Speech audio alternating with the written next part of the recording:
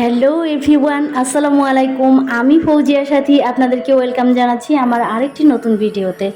কাছে এবং দূরে, দেশ এবং দেশের বাহিরে যে যেখান থেকে আমার ভিডিওটি দেখছেন সবাইকে জানাচ্ছি আন্তরিক শুভেচ্ছা ও অভিনন্দন। আশা করি আল্লাহর রহমতে আপনারা সবাই ভালোই আছেন। আলহামদুলিল্লাহ, আমরাও ভালো আছি। আজকের ভিডিওটিতে শেয়ার করছি আমাদের নরসিংদীর যে মেথিকান্দা রেল স্টেশন আছে সেটা। এসেছিলাম বাবার বাড়িতে বেড়াতে, এই যে এখানেই আমার বাবার বাড়ি। তো এখান থেকে বের হয়ে যাচ্ছিলাম একটু রেল স্টেশনের দিকে ঘোরাঘুরি করতে। এই সাইডে যে গণকবরটা দেখাচ্ছি এটা হচ্ছে আমাদের দেশে 1971 সালে মুক্তিযুদ্ধের সময় গণভাবে যে মানুষগুলোকে হত্যা করা হয়েছিল তাদের লাশ নাকি গণভাবে এখানে ফেলানো হয়েছিল, সেজন্য এই জায়গাটা গণকবর নামেই বিশেষ পরিচিত। এবারে যাচ্ছি আমাদের রেল স্টেশনের দিকে। আমাদের বাড়ির কাছাকাছি রেল স্টেশনটা, এটা আমার বাবার বাড়ি থেকেও কাছে, শ্বশুর বাড়ি থেকেও কাছে। তো যদি কেউ আমার বাড়িতে আসতে চান তাহলে এই লাইন ধরেই চলে আসতে পারবেন। আমাদের এই স্টেশনের নাম হচ্ছে মেথিকান্দা রেল স্টেশন। চমৎকার একটা জায়গা, এখানে আসলে মন ভালো না হওয়ার কোনো উপায় নেই। এই ট্রেনের লাইনটা হচ্ছে ঢাকা টু চিটাগাং। এরপরে দেখা যায় যে এক একটা ট্রেন এক এক স্টেশনে থামে, যেটা যেখানে ফিক্সড করা হয় সেখানেই থামে।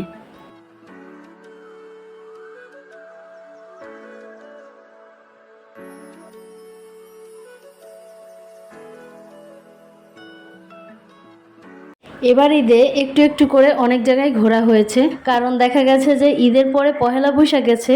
তো ঈদের দিন রাতের বেলা সোহার বাবার হুন্ডায় করে একটু ঘুরেছিলাম। এরপরের দিন পহেলা বৈশাখ ছিল, তো পহেলা বৈশাখের দিন দেখা গেছে যে ছোটো ননাসের বাড়িতে বেড়াতে গিয়েছি, আর সেখান থেকে একটুখানি মেলায়ও গিয়েছিলাম। তো সেই সব ভিডিও আপনাদের সাথে শেয়ার করা হয়নি, কারণ এত গরম আর এত ভিড় ছিল যে ভিডিও করার মতন কোনো সুযোগ ছিল না। আর বর্তমানে কিন্তু গরমটা খুব বেশি পড়ে গেছে, দেখা যায় যে আর ঘর থেকেও তেমন একটা বের হতে ইচ্ছে করে না। তো সেজন্য এবার ঈদে আর দূরে কোথাও ঘুরতে যাওয়া হয়নি, বাড়ির কাছাকাছি চেষ্টা করেছি ঘোরাঘুরির জন্য, কারণ বাচ্চাদের তো একটা বায়না থাকেই ঘুরতে যাওয়ার।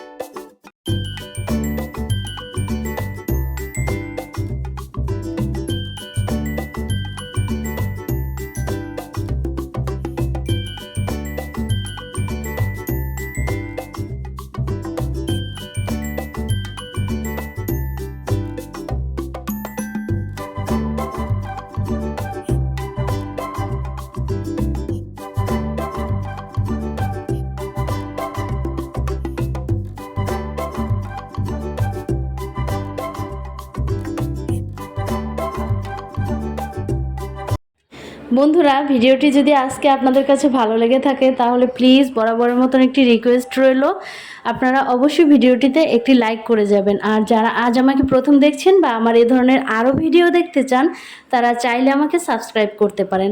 সাবস্ক্রাইব করার পরে পাশে থাকা বেল বাটনের অল অপশনটি কিন্তু অবশ্যই প্রেস করে রাখবেন। এতে করে আমার ভিডিও ছাড়া মাত্রই এর নোটিফিকেশন আপনার কাছে পৌঁছে যাবে। এই ট্রেনটা যাচ্ছে ঢাকার দিকে। তো এখানে দেখা যাচ্ছে যে মেথিকান্দা রেল স্টেশনে যত যাত্রী আছে তারা উঠছে আর কিছু লোক নামছে। ট্রেনে করে অনেক দিন যাবতই কোথাও বেড়াতে যাওয়া হয় না, প্রায় 10-12 বছর হয়ে গেছে ট্রেনে ওঠা হয় না। বিয়ের আগে ছোট ফুপির বাসায় যাওয়ার সময় ট্রেনে করে বেড়াতে যেতাম। আর বিয়ের পরে দেখা গেছে যে সোহার বাবা যখন চিটাগাং চাকরি করত তখন 2-3 বার প্রায় যাওয়া হয়েছিল। এরপরে আর কখনো ট্রেনে করে কোথাও ঘুরতে যাওয়া হয়নি। তবে মাঝে মাঝে ইচ্ছে করে যে ট্রেনে করে কক্সবাজার ঘুরতে যাই, কিন্তু ছোট ছোট বাচ্চাদেরকে নিয়ে খুব বেশি একটা সাহস করতে পারি না। কারণ সোহা তো যেমন তেমন একটু বড় হয়েছে মাশাল্লাহ, কিন্তু আয়ানের বেলায় দেখা যায় যে আয়ান একটু জার্নি করলেই ও অসুস্থ হয়ে পড়ে, সেজন্য সাহস করতে পারি না। মাঝে মাঝে মনে হয় যে ট্রেনে যদি নাইটে আমরা লং জার্নিতে নেমে পড়ি তাহলে হয়তো আয়ান বুঝবে না যে আমরা অনেক দূরে জার্নি করেছি, তারপরও সাহস করতে পারি না যদি ও অসুস্থ হয়ে যায় সেজন্য। পুরা রেল স্টেশন এপার ওপার আমরা ঘুরলাম। তো এখন আমরা মেইন গেটের দিক চলে আসছি। এই মেইন গেট থেকেই আমরা বের হয়ে যাব মেইন রাস্তায়। এখান থেকে উপজেলার মোড় রাস্তা দিয়ে আমরা আমাদের বাড়ির উদ্দেশ্যে রওনা দেব। আমাদের বাড়ির চারপাশ দিয়েই রাস্তা আছে, প্রায় বাবার বাড়ির ওদিক থেকে প্রায় 2-3টা রাস্তা, আবার এদিক থেকেও একটা রাস্তা। সব দিক মিলিয়েই আমাদের রাস্তাগুলো খোলামেলা, যে কোনো রাস্তা দিয়েই ইচ্ছা মতন যাওয়া যায়।